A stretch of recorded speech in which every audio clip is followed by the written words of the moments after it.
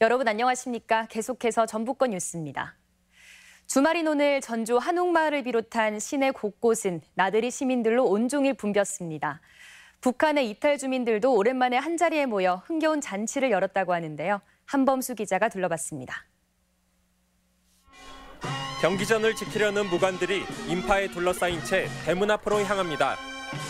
조선시대 모습 그대로 소문장 교대의식은 성대하고 엄숙한 분위기 속에서 진행됩니다.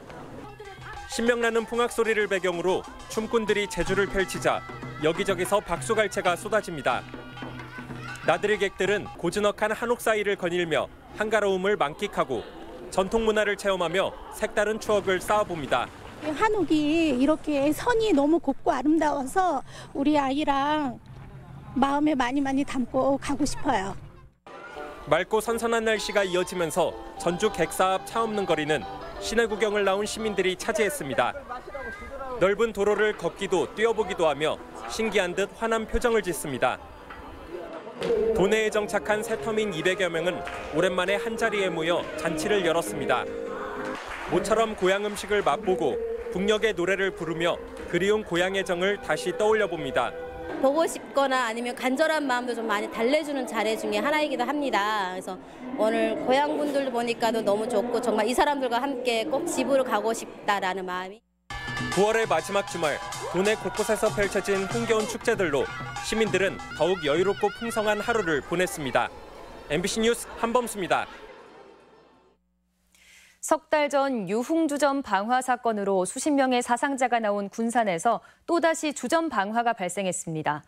손님이 없어 다행히 큰 인명피해로 이어지지는 않았지만 이딴 방화에 시민들은 불안에 떨어야 했습니다. 박연선 기자입니다. 어제 저녁 8시쯤 군산시 나운동의 주점입니다. 건물 입구에서 연기가 쉴 새 없이 뿜어져 나오고 소방관들이 분주하게 진화에 나섭니다. 불은 20분 만에 잡혔지만 내부는 온통 까맣게 그을렸고 집기류는 모두 녹아내렸습니다. 홀로 주점 안에 있던 주인 A씨는 급하게 몸을 피해 다행히 화를 면했지만 불을 지른 것으로 추정되는 55살 송모 씨는 현장에서 숨진 채 발견됐습니다. 시민들은 수십 명의 사상자를 낸 군산 유흥주점 방화 사건의 악몽을 떠올리며 불안에 떨어야 했습니다. 얼마 전에 유흥주점에서도 방화 사건이 났었잖아요. 또 이렇게 여기서도 방화 사건 나니까 시민으로서 참 불안하고. 경찰은 단골 손님인 송 씨가 주인인 A 씨와 다툰 후 불을 지른 것으로 보고 있습니다. 뿌렸대요. 그래가지고 마침 뒷문이 있어가지고 뒷문으로 손님 없고 뭐 다툼이 있었고 뭐 그렇게 얘기를 해요. 경찰은 방화 용의자가 사망함에 따라 별다른 추가 조사 없이 사건을 마무리할 예정입니다. MBC 뉴스 박연선입니다. 고용 산업위기 지역으로 지정된 군산 지역의 주택 시장이 얼어붙고 있습니다.